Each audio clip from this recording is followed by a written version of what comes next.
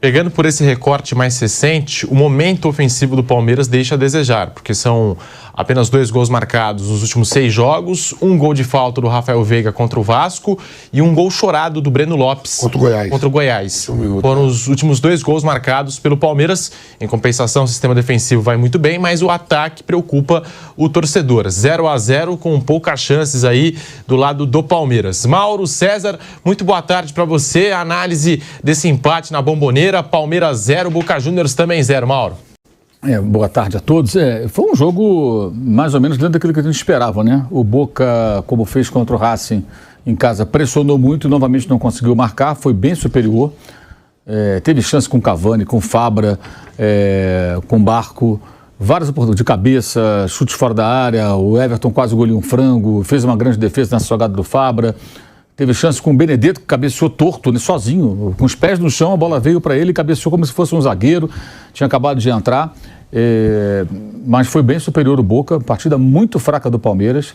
Me impressiona, inclusive, como em vários setores da mídia isso é minimizado. O Palmeiras jogou muito mal, gente, uma semifinal de Libertadores. Não tem o Dudu. O Dudu não vinha fazendo uma grande temporada, essa é uma constatação. Acho que não é nenhuma opinião, acho que praticamente todo mundo que acompanha os jogos observava isso. O Dudu é um jogador extremamente importante e talentoso, que faz diferença, mas não é só por conta do Dudu, não. O Palmeiras está jogando muito pouco, esses números são assustadores. Se você faz um recorte dos 30 últimos dias, né, do dia do jogo contra o Boca, 30 dias, você tem 5 jogos nesse período, são poucos porque em relação a outros meses, porque teve data FIFA, e nesses 5 jogos só esse gol do Breno Lopes. 3 empates sem gols contra Deportivo Pereira, Corinthians e Boca, uma derrota para o Grêmio de 1-0 e vitória sobre o Goiás por 1-0 com gol lá nos acréscimos, no último lance, aquele gol da polêmica, dos gestos que o Breno fez na direção dos torcedores. Então é um Palmeiras que não tem jogado bem, empatou em casa sem gols nos 2 últimos jogos de Libertadores. Mas já tinha vencido fora, administrou. Bem, não entrou em campo para empatar com o Deportivo Pereira. Já teve o jogador expulso até, né? Não entrou em campo para empatar com o Atlético Mineiro. Até porque, se toma um gol do Galo, ia para os pênaltis. É que o Atlético também mal atacou, mas não era esse o objetivo. Na verdade, o Palmeiras não conseguiu se impor nessas partidas. E isso acho que é muito preocupante do ponto de vista palmeirense para o próximo jogo, porque o Boca acho que não ganhou o jogo, mas ganhou confiança. Porque percebeu que consegue ser impositivo, consegue criar situações. Acho que o Cavani fez um bom jogo, embora nas finalizações tenha sido infeliz. Gerou muito jogo, participou das jogadas, se movimentou. O Barco a gente já conhece, o jogador que ele começou na lateral esquerda, né, muito novinho, já jogava no time principal, hoje atua mais à frente. Não se prende só ao lado esquerdo do campo, ele circula por outros setores, cria muita situação, chuta, lança, passa, dribla, encontra sempre soluções para sair da marcação. É uma joia do Boca, esse menino, 19 anos, joga no profissional já desde 16 anos de idade, então já tem uma certa rodagem até. Então eu via o Palmeiras como o único favorito nesses 2 confrontos lá atrás, quando ele se definiu. Esse último mês me faz ter uma grande dúvida com relação a esse favoritismo, porque é um mês de um futebol muito pobre do Palmeiras e ontem a atuação foi muito fraca. O que eu mais ouvi em transmissão, pós-jogo, rede social, salvo algumas exceçõões, não, foi bom para o Palmeiras que não perdeu. Gente, qual é a nossa ótica de análise? É saber o que é bom para o Palmeiras ou se o jogo foi bom ou ruim, se a atuação foi boa? Peraí, então somos aqui, ó, TV Palmeiras agora. Foi bom para o Palmeiras. Isso aí vale para aquele youtuber palmeirense, aquele torcedor. Aí tudo bem. O cara vai, não, foi bom para a gente aqui, porque nós escapamos de uma derrota, o time não jogou bem e tal. Agora, uma análise minimamente jornalística, ela tem que partir do princípio de que o time fez ou não fez uma boa atuação. O Palmeiras não jogou bola. Vai confiar nessa volta, no mando de campo, no apoio do torcedor, no seu gramado, que já foi tema ontem, como falou aqui o Vampeta, o Romero criticou duramente o gramado sintético, ainda falou que o gramado tem que ser híbrido ou natural. Gramado de sintético é para hóquei, ainda falou assim, o hóquei, para quem não sabe, é muito popular na Argentina, especialmente o time feminino, lá as Leonas, né, que disputam aí títulos internacionais e tal. Então teve essa provocação, digamos assim, bem direta do Romero, que é um goleiro experiente, jogou em vários clubes europeus, inclusive do Manchester United e na seleção da Argentina. E que pegou 10 de 19 pênaltis, né? Desde que voltou para a Argentina para jogar pelo Boca. Ele que, quando surgiu no Racing lá atrás. Então acho que é uma semifinal muito aberta.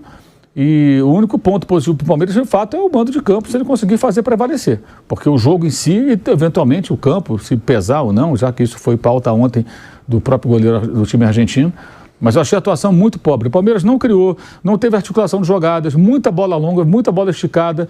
O Rony fora do jogo. O Arthur, uma nulidade hoje. E aquele lance no começo que ele não fez o gol, achou até que estava impedido, me pareceu impedido, como o Merentiel também naquela bola que passou no chute que veio da esquerda e que ele fica a dúvida se ele tocou ou não tocou na bola, ela passa rente à trave do Everton. Para mim ali também, o Merentiel estava em situação ilegal.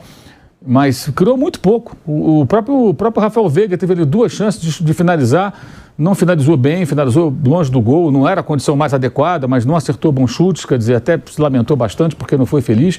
Um time muito espalhado, sem construção de jogada, e muito bem o goleiro, como sempre, exceto aquele lance em que ele quase engoliu um frango, né? O Everton é muito seguro, a defesa naquela bola do Fabra foi fundamental. E os zagueiros, né? Os zagueiros que, como de hábito, fora o Marcos Rocha, que foi um terceiro zagueiro, mas que falhou nessa jogada, deixou passar e quase foi o gol do Boca ali, foi um erro ali que comprometeu a atuação do Marcos Rocha.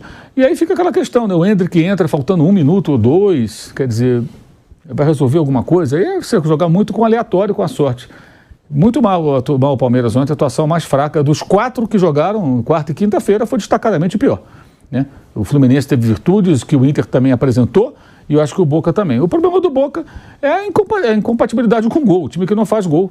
Né? E agora você pega os 2 times, agora são os 2, né? O Boca é pior que o Palmeiras nesse aspecto. Você pega 9 jogos de mata-mata nessa Libertadores envolvendo Boca, Palmeiras, né? Um dos 2 ou os 2 se enfrentando. 9 jogos, 7 empates, 6 por 0-0. É impressionante isso. 7 empates, 6 por 0-0 com esses 2 times em campo em 9 partidas. As únicas partidas que tiveram gol foram Palmeiras 1, Atlético Mineiro 0, Palmeiras 4, Deportivo Pereira 0, lá na Colômbia, e Boca 2, Nacional 2, que foi um jogo que o Nacional abriu o placar na Bomboneira, o Boca virou, o Nacional buscou o empate nos pênaltis, o time argentino conseguiu avançar. O resto é tudo 0-0. 0-0 Atlético contra o Palmeiras, Palmeiras contra o Atlético São Paulo, Palmeiras e Deportivo Pereira, Nacional e Boca, Racing e Boca, Boca e Racing, e agora esse jogo também entre Palmeiras e Boca terminando sem gols. Ô Bruno, isso que o Mauro citou, o lado direito do ataque do Palmeiras não está funcionando, naquela dobradinha Marcos Rocha, Mike, com o Arthur deslocado para o setor esquerdo, o Arthur também muito apagado nos últimos jogos. Aliás, nas últimas 10 partidas, o Arthur não tem nenhuma participação para gol nesse time do Palmeiras e o lado direito o torcedor está cobrando, porque só funcionou naquele jogo contra o Deportivo Pereira, naqueles 4-0. Foi a primeira vez que o Abel Ferreira colocou em campo os 2, né? O Mike como se fosse ali um extremo ponta e o Rocha mais recuado no setor defensivo, ali 4-0 contra o Deportivo Pereira e tal. Depois dali não funcionou mais, Bruno Prado. No geral, né, não está funcionando, né? O Palmeiras ofensivamente está muito mal, os números mostram isso. Uma coisa que eu discordo é que quando tem uma mudança de um jogador de posição, e não é a primeira vez que o Mike joga mais avançado, fica aquela coisa, ele está sendo improvisado, assim como se fosse uma coisa absurda, um lateral que apoia bem jogar um pouco mais à frente. Isso aí não tem problema. A questão é mais coletiva mesmo. O Palmeiras não está conseguindo jogar bem coletivamente quando precisa atacar o seu adversário. Por isso que o confronto é muito aberto. Pode ser um 0-0 aqui. Seria até um resultado bem esperado. Um 0-0 aqui, um 1-0. Eu não imagino um jogo com mais de um gol aqui. Acho que é um jogo para sair um gol ou nenhum.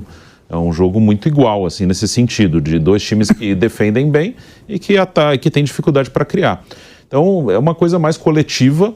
A opção que o Abel teria são os garotos, e aí parece que ele não confia nos garotos para colocar para jogar, assim, de iniciar, de dar uma sequência. Agora eu vou dar uma sequência para o Luiz Guilherme ou para o Endrick e deixar para ver o que vai acontecer.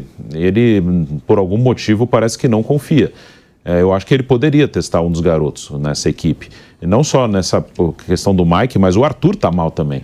Independente do lado, que ontem até o Arthur não jogou na esquerda. O Arthur, ontem o Abel mudou um pouquinho o sistema, ele deixou o Marcos Rocha mais como um terceiro zagueiro, o Mike na ala direita, o Piquerez na ala esquerda, então o lado do campo ficou com o Mike e com o Piquerez, né, cada um de um lado, e o Arthur jogou mais por dentro, jogou até partindo da direita para dentro, e o Rony, uma dupla de ataque, e o Rony da esquerda para dentro. Então o Arthur, de novo, não jogou bem, mesmo não atuando na ponta esquerda, não é por causa disso que o Arthur teve uma queda de produção. Então, eu acho que daria para para colocar um dos garotos, mas por algum motivo o Abel não tem essa confiança de lançar Luiz Guilherme de titular ou Endrick de titular num jogo como esse. E nem como uma opção para a segunda etapa, né? Porque ele coloca o Endrick faltando basicamente 1 minuto para o jogo terminar, coloca também o Breno Lopes. Eu acho que a única justificativa para ter colocado o Endrick e o Breno faltando 1 minuto é porque o Boca estava naquela pressão. Para parar o jogo mesmo. Para parar o jogo, para ganhar um tempinho ali a mais, enfim. E até sobre isso, o Abel Ferreira ele foi questionado pelos jornalistas sobre esse momento ofensivo do Palmeiras que não é bom, sobre as opções do banco de reservas, e o Abel chegou a pedir ajuda dos jornalistas, né? Quem que eu posso colocar? Quais são as opções? Vamos conferir o que disse o Abel Ferreira aqui no Bate-Pronto da Jovem Pan. Boa noite, Abel. Paulo Massini.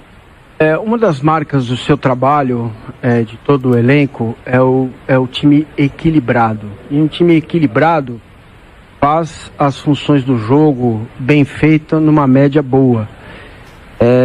O jogo hoje mostrou um lado esquerdo bem distante do resto do jogo, principalmente na fase ofensiva.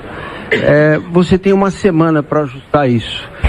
É difícil, sei. Pode ser que falar com o departamento médico aí, se o Dudu estiver pronto para a semana, pode ser que ele jogue. Então, mas dentro das opções que você tem, é possível pensar em alguma outra coisa? Qual? Você sabe qual pode dar ali? Pode me ajudar? Eu posso tentar, se então você ajude-me lá. Ajude. Talvez jogar nesse modelo, com 2 homens, o Rony e o Endrick. Para ter E quem é que joga na esquerda? Então, aí teria uma adaptação. Seria o Rony mais pela esquerda. Eu senti também o Veiga um pouquinho longe do ataque, do meia, das jogadas de ataque. Foi isso que eu vi. Essas são as dúvidas que eu tenho. Eu queria saber. Eu também tenho muitas dúvidas, mas a minha função é escolher e olhar para o elenco que eu tenho, acreditar no elenco que eu tenho. Desde que eu cheguei ao Palmeiras, o que eu faço é dar o meu melhor, juntamente com os meus jogadores, arranjar as soluções quando temos jogadores lesionados. Potenciar moleques, hoje é isso que vocês têm que valorizar. Hoje jogou aqui em casa do Boca o Luiz Guilherme, entrou o Fabinho, e nós para estes jogos precisamos de jogadores pesados, jogadores com experiência. Vejam a média de idades das equipas que jogaram estas 2 semifinais.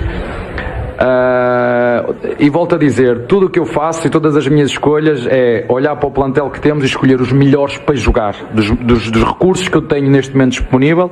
O que nós fazemos é utilizar os melhores jogadores para jogar. Entendo, podia jogar o Kevin, estava à espera que me dissesse para jogar o Kevin, mas o Rony não é ponta, né? Podia ser o Breno, pode jogar o Breno ali também. Mas eu acredito nestes jogadores, como lhe disse. Gostava de ter mais opções, mas os moleques que temos no banco, estes jogos também os ajudam a crescer, e tenho a certeza absoluta, se nós precisarmos de irreverência, nós vamos voltar a fazer o que já fizemos e ser competitivos como fomos hoje aqui. E agora, como te disse, é usar a vantagem que temos de jogar em casa perante o nosso público para passar à final. É isso que nós queremos.